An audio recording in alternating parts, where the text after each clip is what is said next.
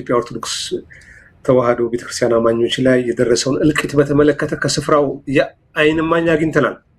ወንድሜ አመሰግናለሁ። እስቲ ምንድነው የሆነው ነገር?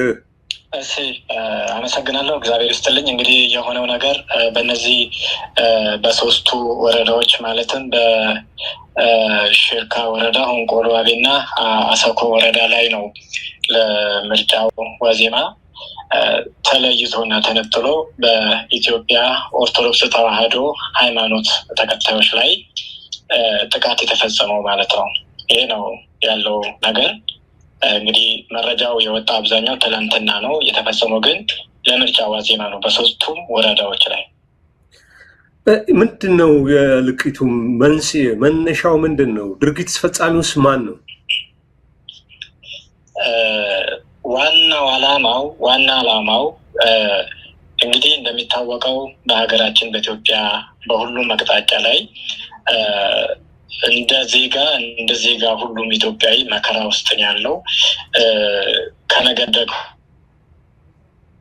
ተለይቶ የአማራ ሕዝብ እንደ ሃይማኖት ደግሞ የኦርቶዶክስ ሃይማኖት በተገኘበት ቦታ ሁሉ እየተቀጠቀጠ እየተገደለ ነው። ጥቃቱ የተለያየ ቢሆንም ግን ኦሮሚያ ላይ ያለው ነገር ከወለጋና ከሌላ ከሸዋስ ከሚፈጸመው ለየት አድርገን ስናየው አርሲ 100% ሃይማኖታዊ ጥቃት ነው። አንዳንድ ቦታዎች ላይ ይቀያይጣል። ለምሳሌ ወለጋ፣ ምዕራብ ሸዋ ስትሄድ ይቀያይጣል። ዘር አማራና ሙስሊሙም ክርስቲያኑም ይገደላል። አርሲ ላይ ግን ተለይቶ የኢትዮጵያ ኦርቶዶክስ ተዋህዶ ሃይማኖት ተከታይ የሆነ ነው የሚመጣው። መጀመሪያ ላይ ምን አደረጉ መሰለ? ይሄ ጥቃት ሲጀምር እንግዲህ አርሲ ዛሬ አይደለም ዘንድሮም አይደለም የተጀመረው፣ አብዛኛው ከ2015 ጀምሮ ነው አብዛኛው ጥቃት የተፈጸመው ማለት ነው። እና መጀመሪያ ጥቃቱ ሲፈጸም ቅድሚያ በነገድ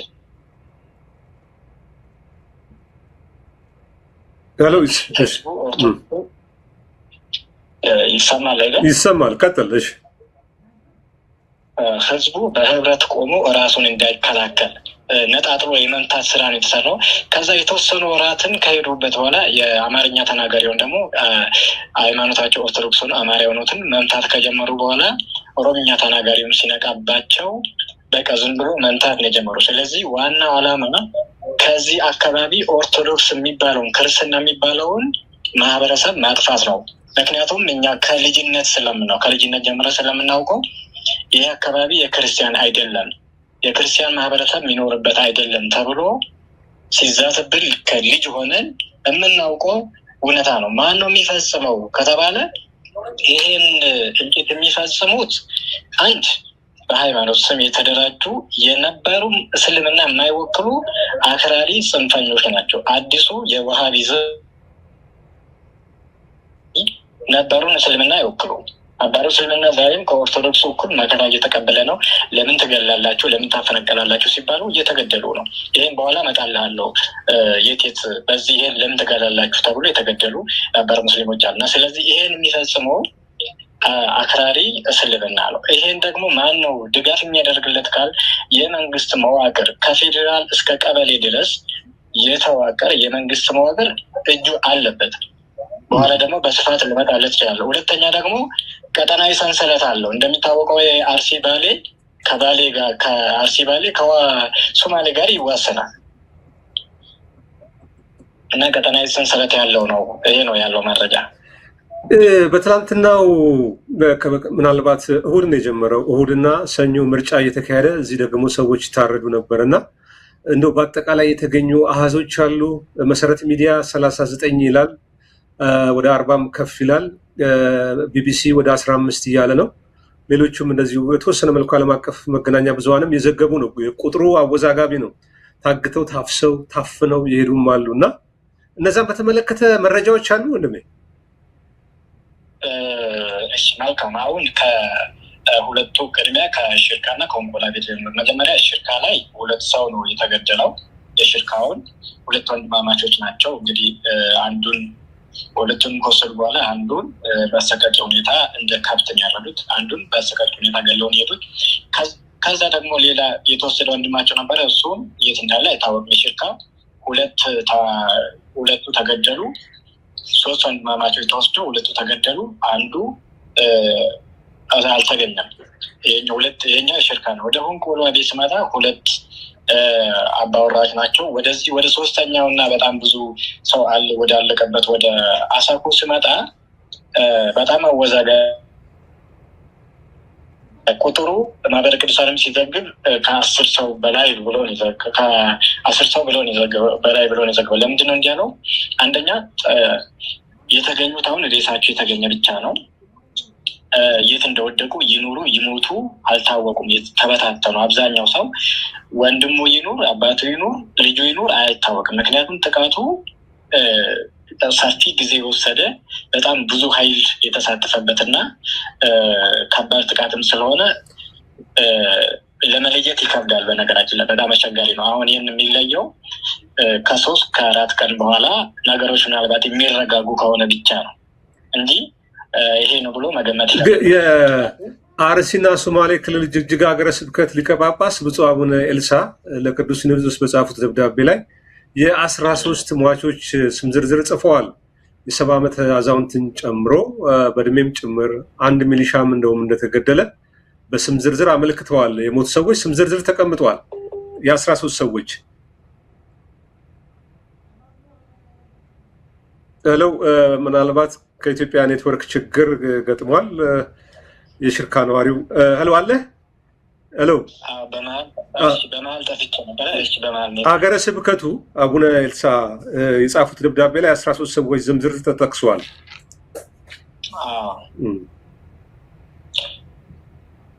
ጥሩ ምናልባት ይሄንን ማጣራት ይጠይቃል። በጣም አስቸጋሪ ነው። ባለፈው 3 ዓመት በአጠቃላይ እንደው ከ500 ሰው ንጹሃን ሰዎች ምዕመናኑ ካህናቱ ዲያቆናቱ ታርደዋል። ቤተክርስቲያን ተቃጥሏል። እንደው በቀጣይ ምንድነው ጣፋንታችሁ? የኢትዮጵያ ኦርቶዶክስ ቤተክርስቲያን ቅዱስ ሲኖዶስ አመራር እንደው ከኛ እኩል ነፍስ ይማር ከማለት ውጪ ይህን ችግር ለማስቆም በቁርጠኝነት የሚሰራ አልሆነም። ምን ይሻላል? በእናንተ በኩል ምንድነው የምትሉት? አሁን ባለው ሁኔታ በጣም አስቸጋሪ ሁኔታ ውስጥ ያለ ነው። በመንግስት መዋቅርም እንግዲህ የመንግስት መዋቅርም ተሳታፊ ነው። በይህን ዓለም ሊያውቅ ይገባል። ኦርቶዶክሱም ሁሉም ሌላ ቦታ ያለውም ሊያውቅ ይገባል። ይህን ፈንድ የሚያደርገው ሁሉ ነገር ትጥቁንም ስንቁንም የሚያቀርበው የመንግስት መዋቅር ነው። ስለዚህ ይሄ እልቂት ሊቆም አይችልም። በፍጹም እልቂቱ ሊቆም አይችልም። ምክንያቱም ከዛ አካባቢ ኦርቶዶክሳዊ ማህበረሰቡ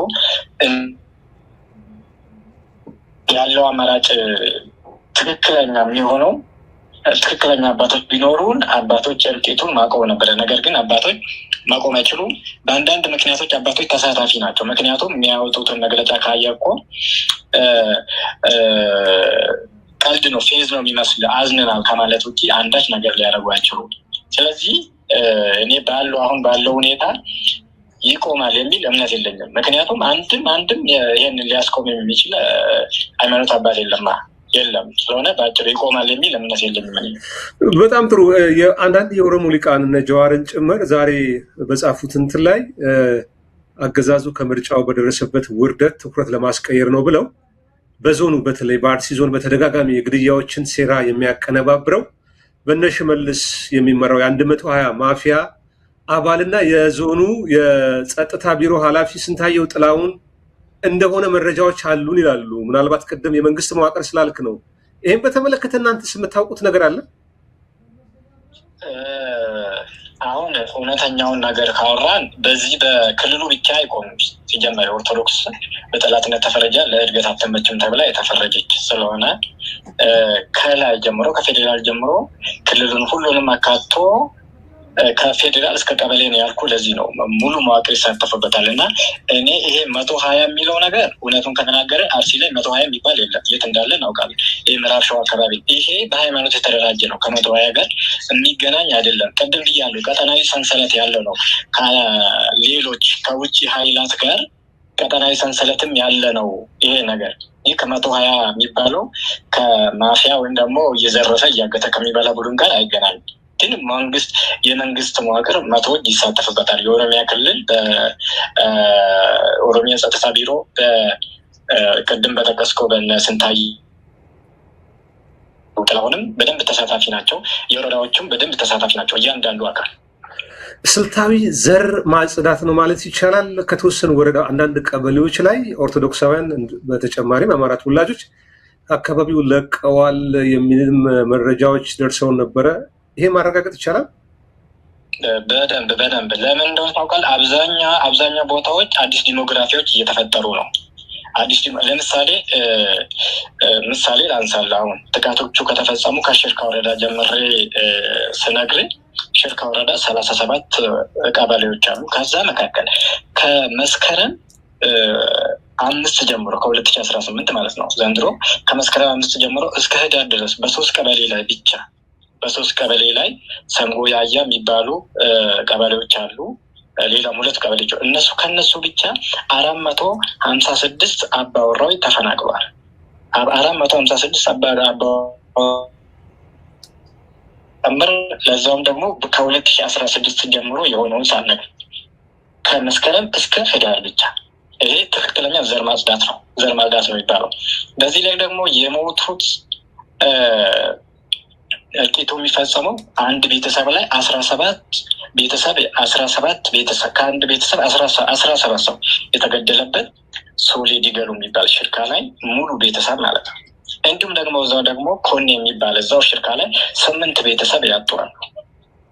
እና ይሄ ዘር ማጽዳት ነው። እያንዳንዱ ወረዳዎች ላይ ስትሄድ ሙሉ ማጽዳት፣ መግደል ብቻ አይደለም፣ ሙሉ ማጽዳት የዛ ቤተሰብ ፍጹም እንደዛ እንዳይኖር ማለት ነው። ማንም የዛ የተገደለ ቤተሰብ በዛ እንዲቀር አይፈለግም።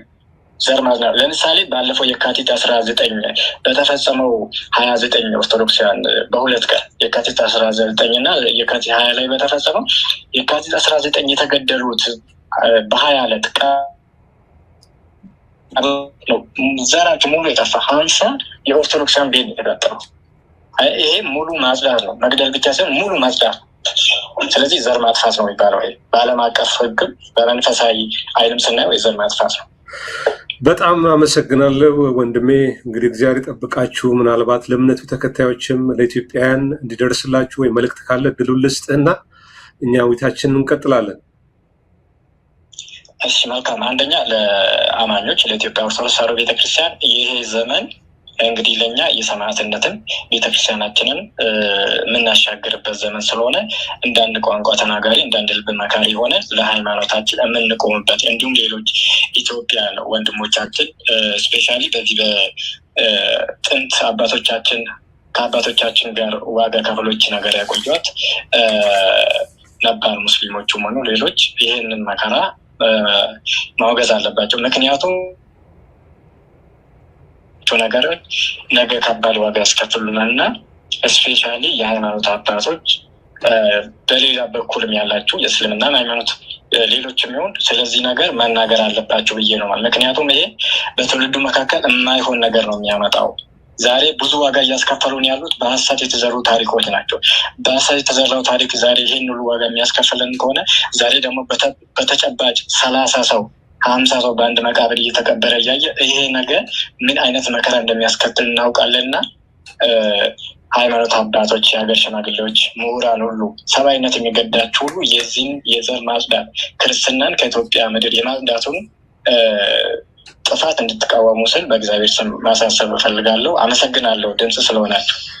እግዚአብሔር ይስጥልን። የሞቱትን ነፍስ ይማር፣ ቤተሰብ ወዳጅንም ያጽናናልን እና አካባቢ ላይ የሚሆነውን ነገር የእናንተ ድምፅ በመሆን ችግሩን እንዲቆም ያለማሳለስ ጥረት ለማድረግ እንሞክራለን። በተለይ የእምነቱ አባቶች ለመናገር አልፈቀድም። ተደጋጋሚ ሙከራ ወደ ቅዱስ ሲኖዶስ አድርገናል። ምላሽ አልሰጡንም። እንግዲህ ምላሽ የሚሰጡን ከሆነ የምናካትት ነው የሚሆነው። እግዚአብሔር ይስጥልን ወንድሜ። አመሰግናለሁ። እግዚአብሔር ይስጥልን።